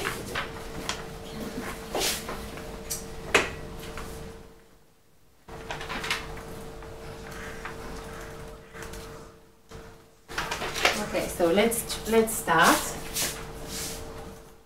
We inject this in Laplace. Okay, so let's start. So the first derivative of v is equal to y. You should really do it together with me, or you will lose track. Okay, because we're going now into some more technical calculations. So let's do it together. Okay, and if I derive it again, d2 dv over dx2 is equal to what? Y equals Right. Okay, and because I can do the same for y, it gives me that, okay, so this will be second time, so this rewrite y of d2x over dx2 plus x d2y over dy2 is equal to 0, right? This is the new shape of the equations. So 5, in 5 what we do, we separate the variables. Okay, this is the malach of separating the variable. We separate the variables. Okay, this is a key stage. So to separate the variables, I'm going to divide it by 1 over yx, big Y times big X, okay? And so I'm going to get that 1 over x of x. Okay, make sure that you agree with this. dy2 is equal to 0. Okay? Now I'm going to use a very important argument. Do you remember? It's constant. It's constant. What's your name? Achia. Achia. And can you remind me of it? Okay, so Achia and Ariel are saying that what? That's their constant? With what is constant? Each of them, right? So, and the idea is the following. So if I have two functions of different variables which are 0 for each variable, okay, it means that f of x is equal to minus j of y for each x and y, okay, and it means that f can only be constant. And if f is constant, j is constant too. Okay, so this is an important argument. Think about it if you don't remember. Okay, so it means that 1 over x d2x over dx2 is equal to c1. I'm going to choose two constants, c1 and c2, and 1 over y d2y over dy2 is equal to c2, with c1 is equal to minus c2. Okay? You agree?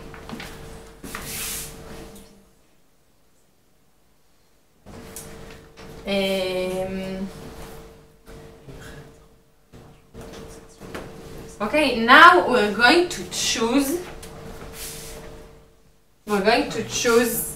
that C1 is going to be positive, and we choose that C1 is positive and C2 is negative. We could also choose the opposite, but because I've already done it, I know that this is what will make our boundary conditions work, okay? But we could in principle choose the opposite, and then when we reach the boundary condition, inverse it so that it works, okay? But we can choose this, okay? So this means that there exists k such that C1 is equal to k squared, okay? This is just another way of saying that C1 is positive, okay? And C2 is equal to minus k squared. Okay, so if I reformulate my equations, they become d2x over dx2 minus k squared x is equal to 0, and d2y over dy2 plus k squared y is equal to 0. This is my new set of two equations. And why am I very happy? Because I used to have two partial derivative equations, and in fact here, because x only depends on because big x only depends on x and big y only depends on y, I can make these total derivatives. Okay, and I'm very happy because of this. Okay, these are two ordinary differential equations instead of partial derivative equations. Okay, and these are things that I know how to solve. Okay, you should know the solutions to this and this. So what is a generic solution? X of x is equal to what? Okay, so this is a linear combination of exponent function plus b. Okay, and y is equal to what? Right, that's a harmonic oscillator. Okay, so y plus d cos ky. Okay, so v, the solution, the very specific solution of the Poisson equation, which is of this shape, will be written as the following: plus b times c sinus ky plus d cosinus ky. Okay? I haven't used yet the boundary conditions, which is what I will do now. Okay, so now 8, we use the boundary conditions.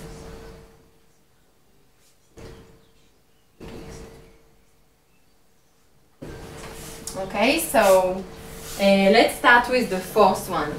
What does it tell me that v goes to 0? v goes to 0 when x goes to infinity. So what does it tell me about? Okay, so 4, it means that a equals 0, right?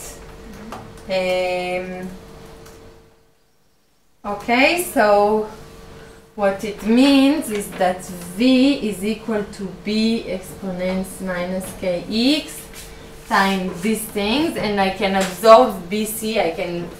I can choose new names for bc and bd. Okay, so I'm going to call them another name. So v is going to be equal to exponents minus kx times c sinus ky plus d cosinus ky. It's not the same c and d like here, it's like c, but I'm allowed to remove them, okay? They're just constant. Okay? Okay, so now let's look at the first boundary condition. So v is equal 0 when y is equal 0. So what does it mean?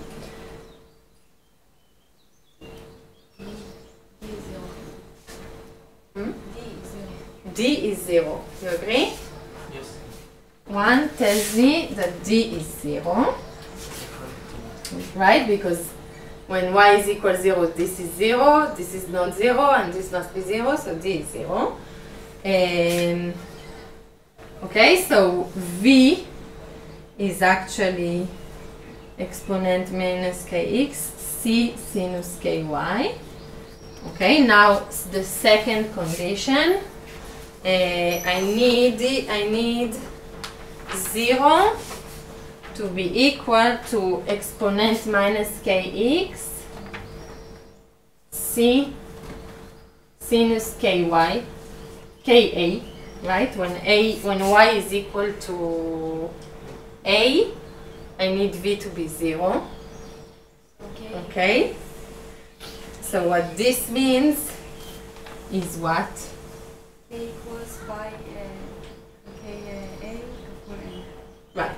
So this means that there exists an integer n. There exists an integer n, so that k is equal to n times p over a. Okay, because ka needs to be equal to n pi. Okay. Okay, so if I summarize my solution,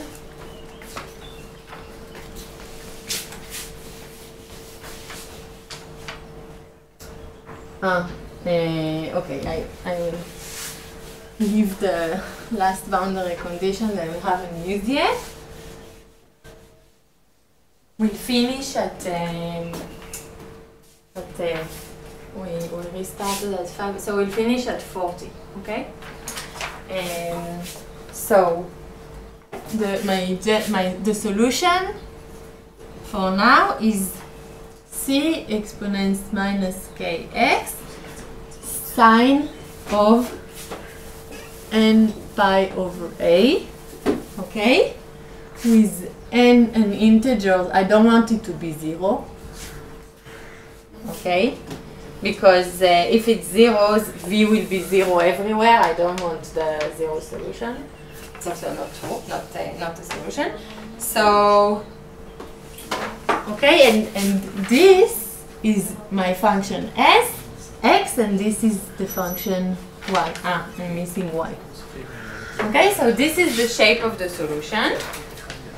Now, there is still one. Okay, by the way, this is the reason, you see now the reason why I chose C1 to be positive and C2 to be negative, right? Because I needed y to be 0 at both boundaries, and right? And yes. If it was the opposite, it wouldn't work. Okay, so if I had chosen the opposite one, this would be a good time to change it, but we've chosen the big one. Okay, now the last boundary condition that we haven't used is the third boundary condition that gives me the following. So for every y, v of 0y is equal to v0y, and this should be equal to c sinus npa y. Now this is very problematic. Why? I mean, in the I didn't say anything about V0, right? I didn't tell you that it's a sinusoidal, okay? And in the general case, it's not. So now I'm going to use, so here, problem V0 is not necessarily of this shape. And here I'm going to use a very important argument. I've lost track of I'm going to use a very important argument, which is the linearity of the Laplace equation. Okay, if I find one solution, one family of solutions, then any linear combinations of them will also be a solution. Okay, and then the question becomes, can I generate a linear combinations of functions of this shape, okay, that will generate any function v0? You agree? Mm-hmm. Like, can any function v0 be reformulated like as a linear combinations of these solutions?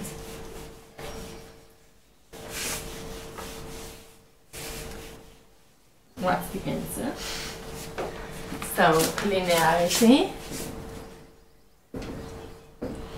of Laplace, can any function v0 be reformulated as a linear combination of functions of this type? Okay, and you remind me the answer to this. Okay, so in another words, then the solution would be a linear combination of functions of this type and pi x. Okay.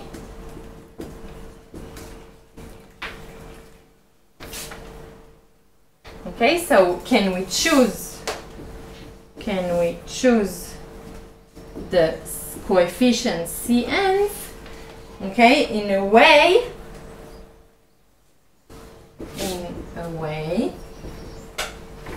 okay, so any linear combinations of this function will be a solution.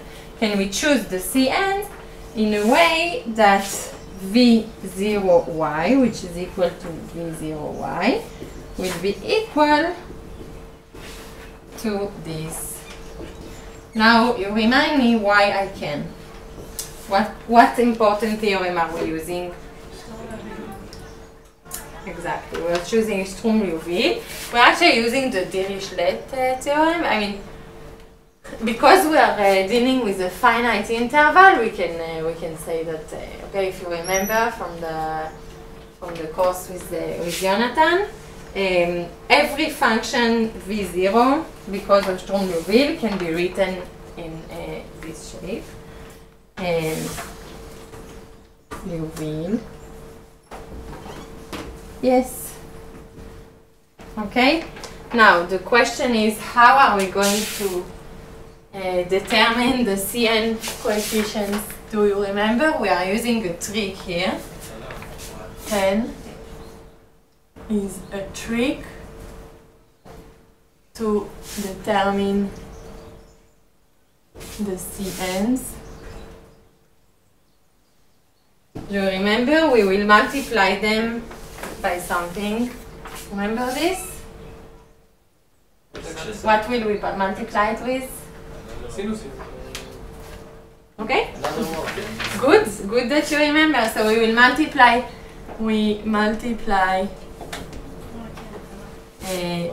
with sine of n PYA. Okay, and what else? And we do an integration between 0 and A.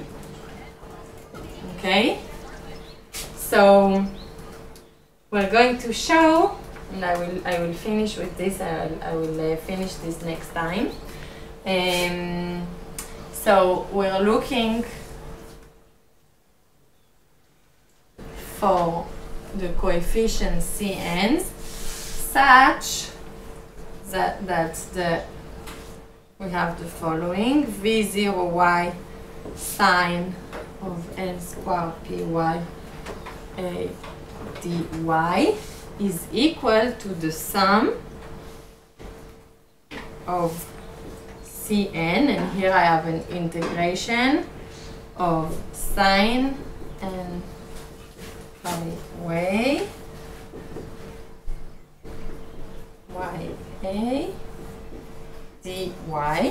Okay, and this integral I'm going to tell it to call it I, and next time we will quickly show that we can show that y is equal to 0 if n is not equal to n squared, and it's equal to a over 2 if n is equal to, not n squared, sorry, n, okay? And why is this true? What does it tell us on this set of functions? That they are orthogonal. Okay, so we will finish it. We will finish this next time because I want to release it you on time. But we're very close to finishing it and finding the solution, the general solution. But just like take one step back. Why is it working? Okay, because of two important properties of these functions. The first property is that they form a complete set of functions. Okay, if you remember from the algebra you did, so it's a complete set of functions. So we can formulate any function by a linear combination of these functions. This is the definition of a complete set. And the other property that makes this all work is that they are orthogonal. Okay, so this is orthogonality. Orthogonality. Okay, so on Monday we'll finish this, and then we'll talk about politics. מה? כן, בשני הקרוב יש שיעור, ובמקום התרגול של רביעי, 29. לא התרגול, השיעור.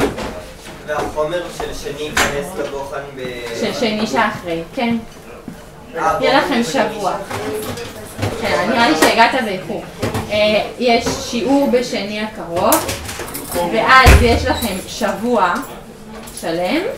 בשני שאחרי יש את הבוחן הראשון, שהוא כולל את שלושת השיעורים הראשונים. עשינו את זה ככה שיהיה לכם שבוע. מה? הבוחן ב9, מ9 עד 10, השיעור מתחיל ב8 בשני. רגע, זה ב8 עד 10 השיעור? נעשה הפסקה קצרה יותר. שלושה שיעורים ושלושה תרגולים ושלושה שיעורי בית ראשונים. מי שיוצא למילואים? מה זה? מי שיוצא למילואים? אז אתה יוצא למילואים? טל. טל. נמצא איזה טעון, אתה יודע כבר מתי אתה חוזר? שבועיים בערך, אבל זה לא ספק. בסדר, אז תשלח לי כל הדברים האישיים. דברים אישיים, כאילו, שצריך לפתור one by one, זה תשלח לי מייל, אז לא לי כך. בעיקרון זה מבחנים מגנים, אבל אנחנו כן רוצים שיהיה לך שחשבתי לך בזה שיש לך מילואים, אז נמצא לי. תזכיר לי את השם, בסוף אני אריאל.